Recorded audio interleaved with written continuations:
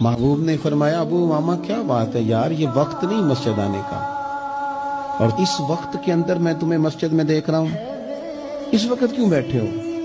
عرض کرنے لگے حضور مجھے قرض نے پریشان کر دیا، آزمائش میں آ گیا، حضور کیا کروں؟ تو نبی کریم نے فرمایا میں تمہیں دعا سکھاتا ہوں۔ حضور نے دعا سکھائی، کہاں پڑھو اللہم انی اعوذ بک من الہم والحزن واعوذ بک من العجز والکسل واعوذ بک من الجبن والبخل واعوذ بک من غلبۃ الدین وقہر الرجال۔ فرمائے اس دعا کو پڑھا کرو، اللہ خیر کر دے گا۔ حضرت ابو امامہ فرماتے ہیں لوگوں میں نے یہ دعا پڑھی، میرے نصیب دیکھو، پڑھی میں نے پر سیکھی میں نے ڈائریکٹ حضور سے۔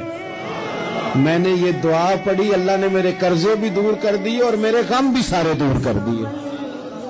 ہمارے تو وظیفے میں اعلیٰ حضرت اس دعا کو شامل کر دیا۔ فرمایا اسے پڑھو، صبح بھی پڑھو، شام بھی پڑھو، غم بھی دور ہوں گے، قرضے بھی دور ہوں گے۔